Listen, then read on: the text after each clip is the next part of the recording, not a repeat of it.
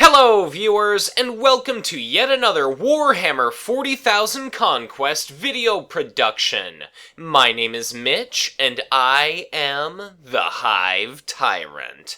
Today, now that I've provided a full overview and my initial impressions of the entire contents of the Great Devourer Deluxe expansion, I wanted to ensure that everyone is up to speed on where we stand when it comes to information gleaned from previews of our upcoming Planetfall cycle of war packs.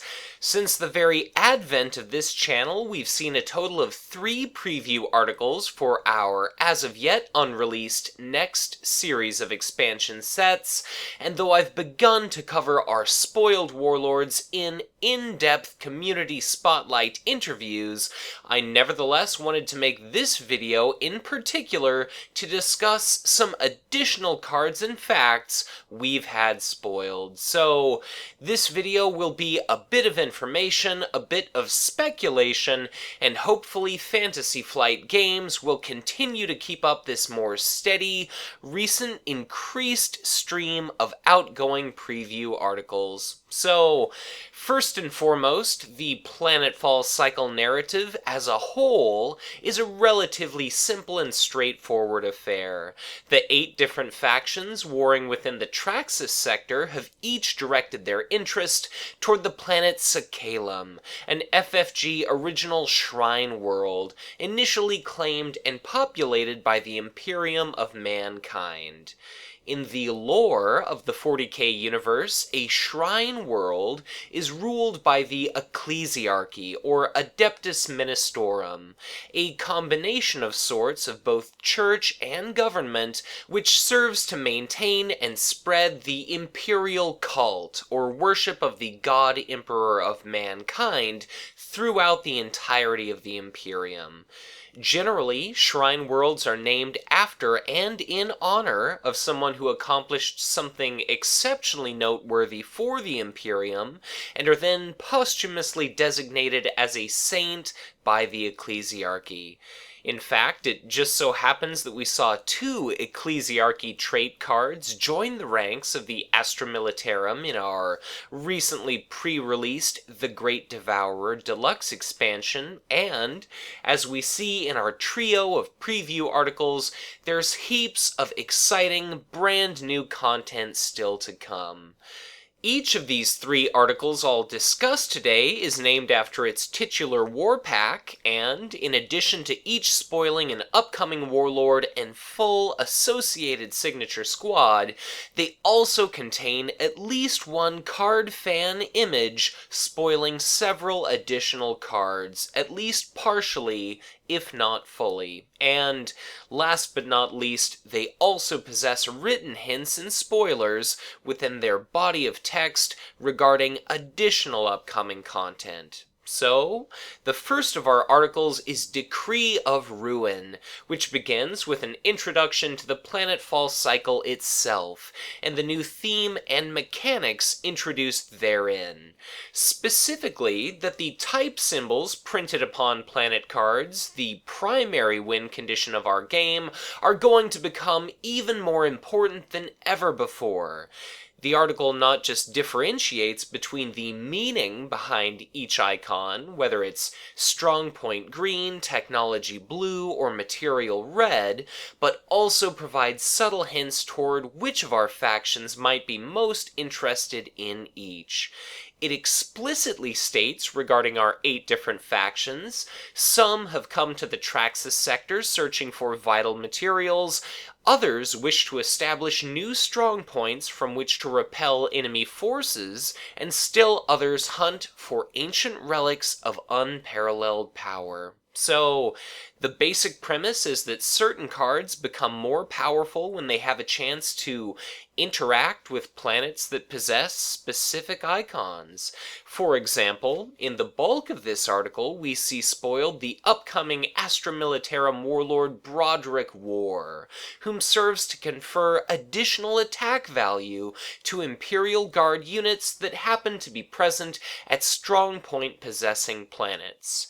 Although we've yet to see many explicitly spoiled additional examples of cards which interact directly with planet icons, the article also makes mention that the Dark Eldar are motivated instead to conquer planets with the red material type symbol.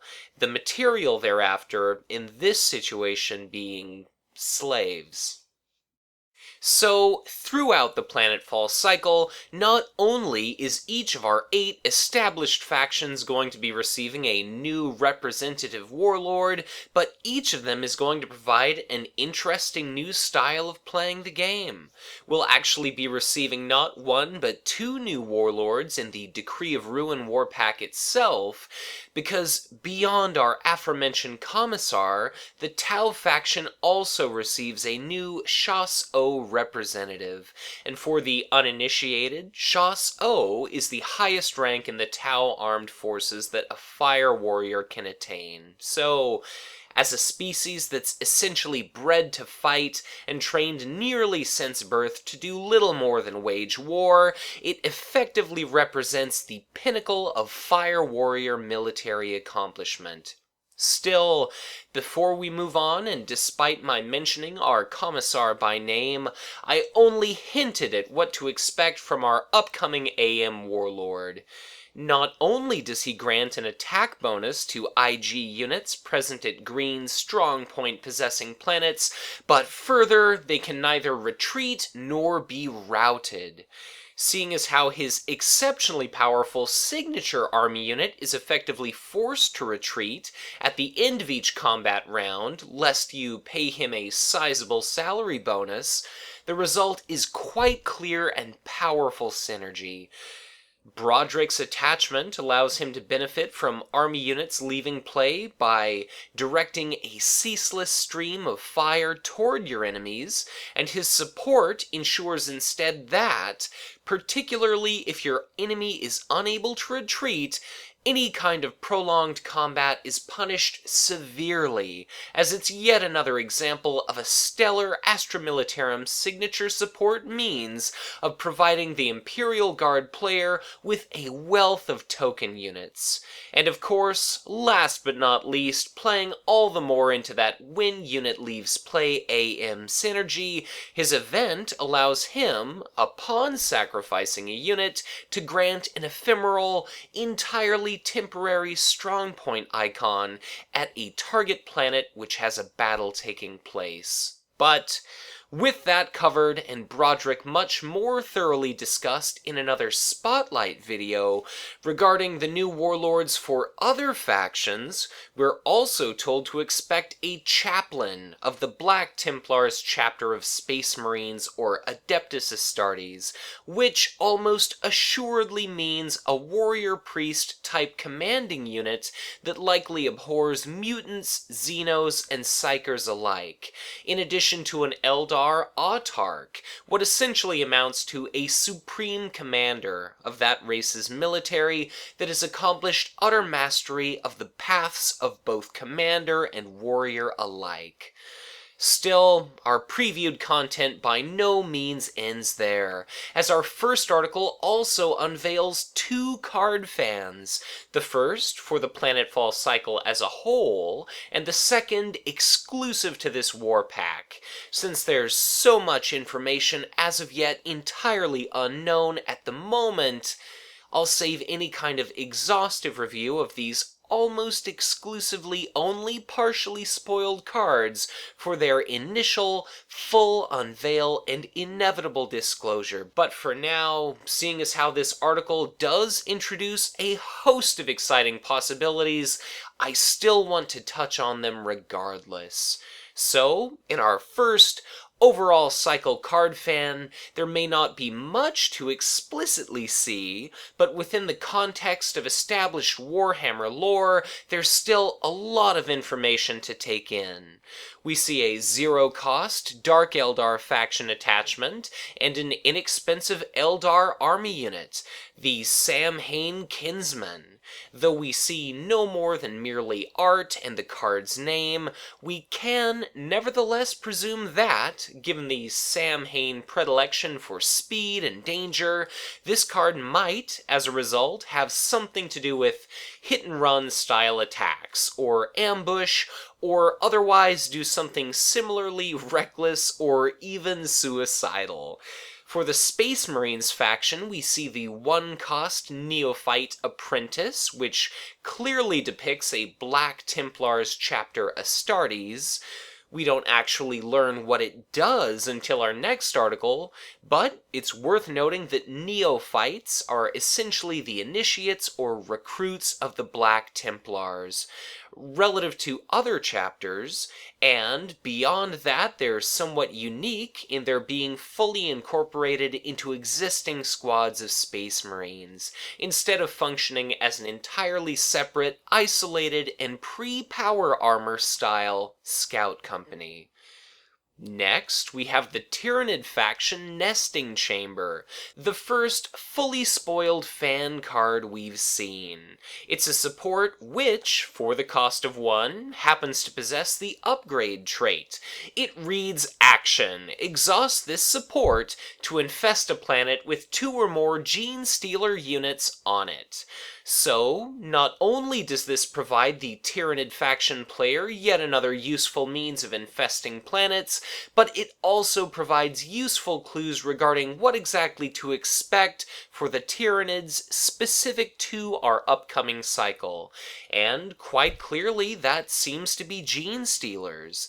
In the Great Devourer, our only Gene Stealer representative happened to be the Yumgarl Gene Stealer, a 5-cost elite, but seeing as how this support requires several Gene Stealers to trigger its effect, unless our developers wanted to make a rather strictly worse version of Spore Chimney, it stands to reason we'll be seeing a much more affordable Gene Stealer option very soon, perhaps within this very video. And plus, I definitely think it's worth noting that this card specifies unit, and not army unit, so my guess continues to be that our third Tyranid Warlord is all but guaranteed to be a Broodlord. Still, last but not least, our 5th and final preview is one for Scrap Nabba, an Orc army unit with a cost of 2, 1 command icon, and the Odd Boy and ally traits. While certainly worth noting that it's another instance of a unit susceptible to routing by an Imperial Fist's siege force, it reads, while this unit is at a material planet, red, it gains a +2 resource token bonus. So, we see neither its attack value nor HP, but nevertheless, for a faction which has historically struggled during the command phase, and one which frequently employs expensive units, additional options with which to accrue additional cards and a wealth of resources are far from unwelcome indeed. Somewhat situational and perhaps conditional to be sure, but definitely a fascinating additional glimpse at just how significantly planet-type icons will soon radically alter the course of our game. Still, our initial article includes an additional card fan, and this time one specific to Decree of Ruin itself. We see a 1-cost Tau signature burst cannon attachment specific to our upcoming Shas O Warlord, as well as the 2-cost Chaos army unit entitled Ravening Psychopath. The Dark Eldar receive an additional inexpensive and nearly fully spoiled support in the form of Holding Cell, which serves to somehow hinder your opponent's deployment of cards. And the Tyranids receive a second fully spoiled new army unit option, the 5-cost Striking Ravener, with 2 command icons, an attack value of 3, and a pool of 5 hit points. It has the Creature, Kraken, and Elite traits and reaction. After this unit destroys an army unit by an attack, ready this unit. So, Quite clearly, not only does this expensive Tyranid add an invaluable source of additional command presence to the somewhat overall lacking Tyranid faction, but further, it has the potential to be a terrifying combatant indeed. Given the sheer lack of war gear specific restrictions printed upon our box set Tyranid elites, any of the myriad initial Tyranid attachments can make this established monster of an army unit into an even more formidable attacker, and quite clearly this is a fantastic answer to our current great in number, high unit volume meta. If your opponent's board is full of relatively fragile army units, the moment that the Ravener has a chance, it has the potential to kill one of your enemy's army units, only to ready, kill another, and then proceed to ready again. Although you always have to strike a balance between invested cards and resources and power that you're pouring all into one place, specifically seeing as how it's prone to innumerable elite pitfalls, if you were to attach to this unit something along the lines of a heavy venom cannon, so long as you can keep it alive and attempt to prevent or at least stave off routing or your opponent's direct removal, then the striking Ravener could provide Tyranid players with yet another immensely compelling option in regard to just how best to decimate their opponent. Still, and though I certainly could be wrong, the very last of our spoilers in this fan is sufficiently visible that I feel confident assuming exactly and explicitly what the card states. It's the one-cost orc attachment Lucky Warpaint. It has one shield icon and the upgrade trait reading attached to an orc army unit. Attached unit gains the blue trait. Attached unit gains immune to enemy events. So, though you remain entirely susceptible to Klavek's War Leader, immunity to Archon's Terror and Deception would be an invaluable addition to any Orc Elite or Common unit respectively. This is easily affordable, and I can only imagine, though of course this is as of yet entirely unconfirmed, that the blue trait will somehow correspond and interact with technology icon blue planets. So, the value of this, and by extension all of these cards, remains entirely to be seen, but in any case, it nevertheless serves to introduce an entire host of enormously exciting possibilities. All the same, with our first article covered, there's unfortunately ever so slightly less to see and discuss from our following two. The first of which is Boundless Hate, that introduces the fully spoiled, upcoming Chaos faction warlord, Barzul the Hatebound, as well as his associated signature squad. He quite clearly follows the theme of damage manipulation, and actually serves to benefit from suffering punishment both early and often. Though he starts with the worst Warlord-specific statistical distribution we've seen of any card thus far, he nevertheless serves to essentially, optionally absorb damage successfully dealt to other units present at his planet. And, importantly, once bloodied, he immediately transforms into an utter cornate monstrosity, possessing the by far most daunting and fearsome printed statistics of any warlord to date.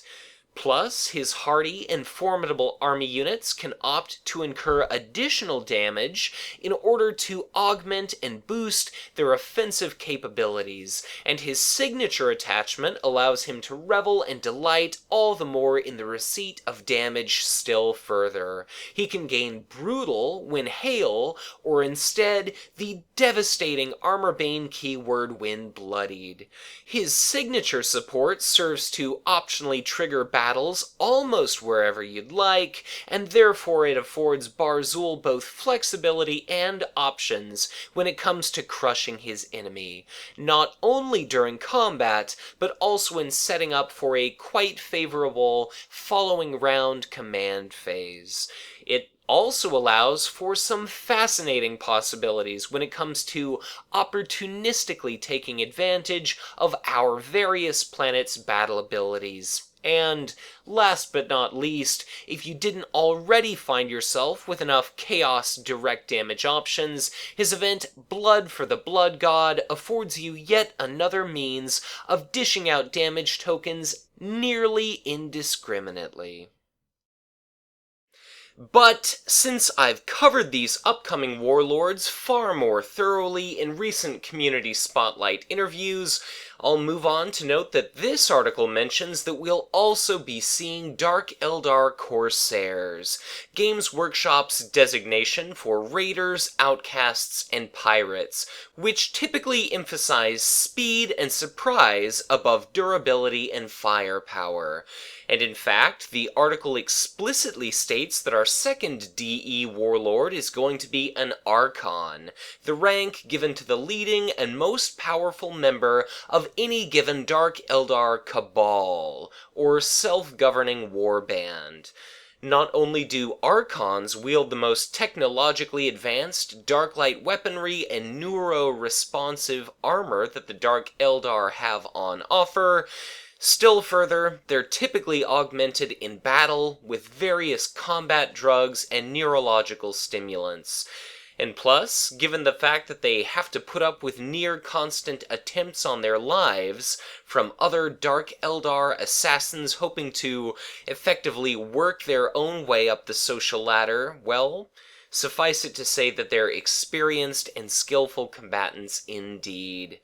This article reminds us that the DE are going to be looking for slaves, and implies that their representative new warlord will interact with the red, material icons printed upon various planets. We see another card fan in this article, and that 5-image spoiler itself reveals a host of exciting new possibilities. Notably, the Tyranids receive a unique 2-cost support in the Sacaellum Infestors, which appears to do something to affect resource bonuses, and the Orcs faction receives a 4-cost army unit in the Frontline Ardboys. We see no other game-relevant information whatsoever, but, in drawing from the lore, can still assume that this latest orc likely has something to do with scavenging, and seeing as how Ardboys tend to armor themselves with thick plates of scrap metal, I think it's safe to presume they're going to be another exceptionally durable greenskin unit indeed. But moving right along, the Tau received the 2-cost army unit Prudent Fire Warriors, which fits the theme of their upcoming Fire Warrior Warlord, and the Eldar get a fully spoiled event in the form of the 1-cost Mind War. With 1 shield icon and the power trait, it reads Action. Exhaust a target non-elite army unit at a planet with a Psyker army unit you control. So, yet another card that offers a glimpse into what's yet to come. It punishes common units and spares the elite. Useful during any phase so long as you have a Psyker present, this affords Eldar players an exciting new option for controlling their opposition. They can effectively knock out opponents to help win command, or tap enemy combatants to ensure battles go more smoothly or favorably. Or, depending on what kind of card effects your opponent tends to play, that may or may not necessitate exhaustion, it's entirely possible you could deprive them from playing a whole host of additional cards or activating other additional abilities as well. Really, the only problem with this event stems from the relative scarcity of Psyker units, but even then, at this point in our card pool's development and evolution, those 5 existing Eldar Psykers tend to see exceptionally frequent play. Not just Eldorath Starbane and his signature squad, the Starbane's Council, but the Warlock Destructor as well. Eldar players often include Spirit Seer Aerithal in decks, if for no other reason than to play Nullify, and if you've any interest in a card retrieval tutoring type effect, then Swordwind Farseer is a welcome deck addition as well. So, definitely exciting possibilities with Mind War, and I'm excited to see what else comes next for our Eldar faction. In this same card fan, our last preview is a better, far more revealing image of our aforementioned neophyte apprentice. Though we still can't tell what its printed statistics are, we can immediately discern its cost of 1, its single command icon, and its soldier, Black Templars, and ally traits. It reads Forced Reaction. After this unit damages an enemy unit by an attack, sacrifice it to search the top 6 cards of your deck for a Black Templars unit with cost 4 or lower. Put that unit into play at this planet and shuffle the remaining cards into your deck. So, an extraordinarily exciting possibility indeed, and one absolutely oozing and drenched with flavor. The Black Templars Initiate bloodies or kills an enemy, and immediately graduates from being a recruit in effectively transforming into a full-blown and official Astartes.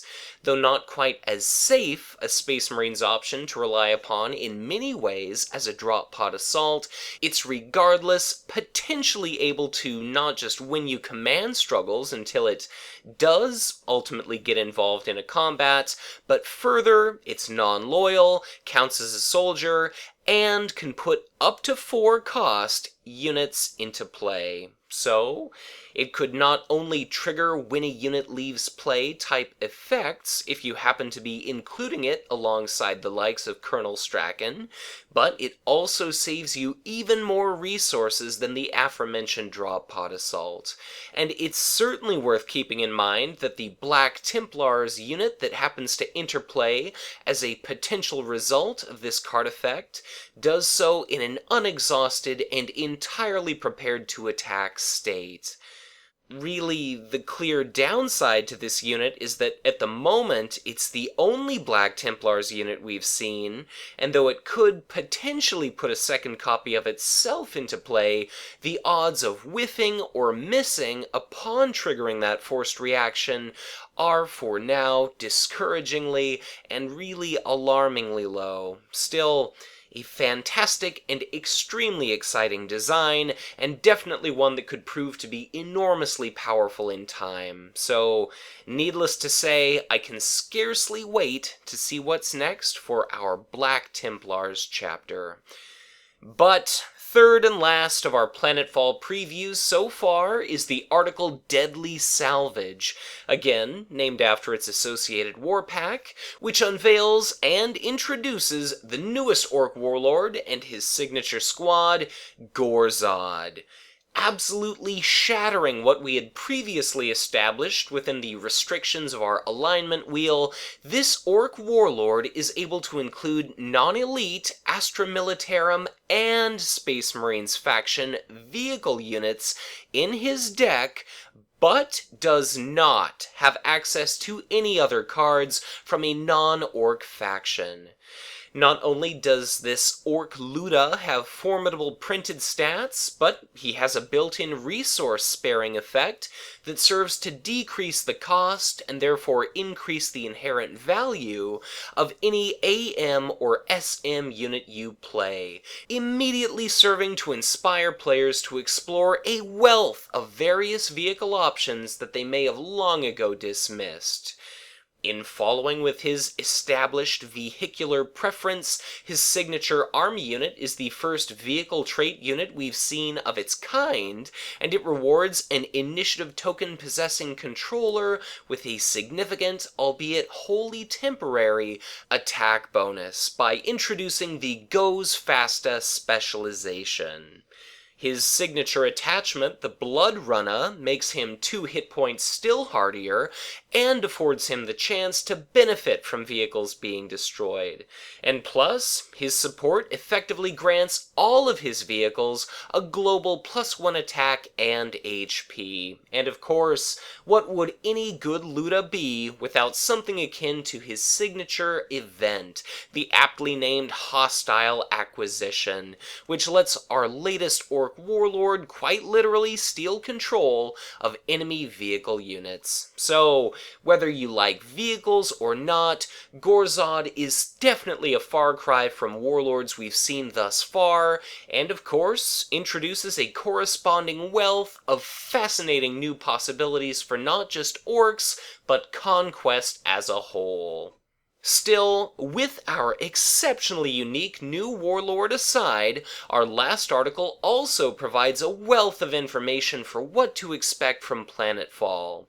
Specifically, that we can anticipate additional Tyranid gene stealers, weave dark sorceries with the Servants of Chaos, and further, that we'll see new entries in the Imperial Fists chapter of Space Marines.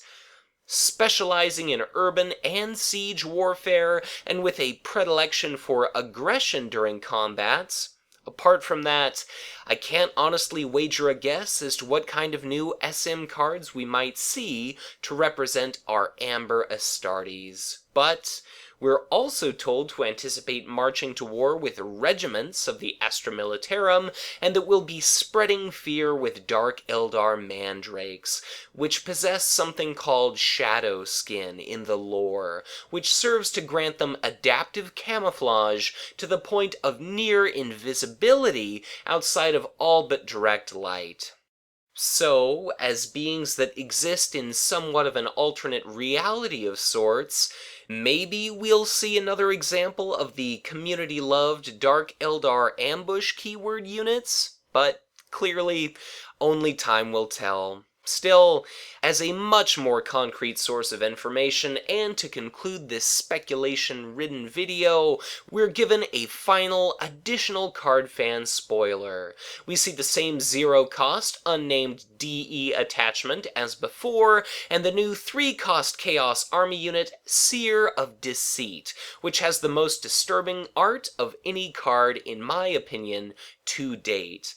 The Tau receive an affordable, loyal support, and we're given the luxury of 2 complete spoilers. First, we have a Tyranid army unit, the Gene Stealer Prowler, so a Vanguard Tyranid organism which specializes in infiltration in an at times even genetic level. The second Gene Stealer trait army unit we've seen thus far has a cost of 1 and, rather plainly, 2 attack and 2 HP, along with the creature trait. So, not really a lot to say here. It's reasonably hard-hitting for its cost, it's survivable. We've seen glimpses of upcoming Gene Stealer synergies, certainly. The lack of command icons isn't fantastic to see, but whether or not this unit ultimately appears playable, I think personally hinges entirely upon that which is yet to be seen or released. But our final, also complete spoiler of the fan is the 3-cost Astra Militarum army unit Vanguard Soldiers, with 1 command icon, a loyal icon, an attack value of 3 and 3 HP. It has the Soldier and Sacaellum traits, as well as Interrupt. When this unit leaves play, ready another target army unit you control. So, a powerful ability indeed. Probably my favorite aspect of that interrupt is that it can affect any other army unit you control, regardless of planetary location, and whether you're using that extra action to launch additional attacks, or to trigger other abilities we've potentially as of yet simply not seen, so long as you actually can manage to benefit from it readying another army unit, it has entirely reasonable, if not fairly stellar, potential. Quite clearly, I think that your opponent is going to attempt, whenever possible, to prevent you from benefiting from this effect, For instance, if they have ranged or they're holding the initiative token, it's definitely a prime candidate to be destroyed first. But combined with the preponderance of ranged keyword units within the AM faction, as well as cards like Suppressive Fire that allow you to take out individual problematic enemies that might otherwise destroy this 3 HP unit in a single swing, all of that taken under consideration, it seems fairly likely that you'll benefit from this ability. So, again, yet another instance of very exciting possibilities, and taken all together, considering all the potential we've seen and reviewed today, I think Conquest as a game is headed in an absolutely thrilling and quite honestly spectacular direction. So, with our first wave of Planetfall preview articles finally covered, I thank you very much for watching. A huge thanks goes out to Fantasy Flight Games for giving us this glimpse of what's yet to come, and of course, I can scarcely begin to express my appreciation toward Brad Andrews and the rest of this game's design team, specifically for making such an immensely enjoyable product. So, please let me know in the comments below what you're most excited for in our upcoming cycle of war packs. And further, what exactly do you expect to see? What seems likely, given the information I've presented and overviewed in this video, and what are some of your very hopes and dreams? Do you like the direction that Conquest is heading? Or would you perhaps prefer something radically different? In either case, tell me what's on your mind. I read and respond to each and every comment, and interaction with viewers like you will always be the very highlight of maintaining this channel. So, with that said, if you enjoyed this video, be sure to hit that like button and subscribe to my channel if you've not done so already. I've already implored that you leave a comment below, so share this video with your friends, keep that hype train moving, and as always, be sure to check back in again soon for ever more Conquest LCG content to come.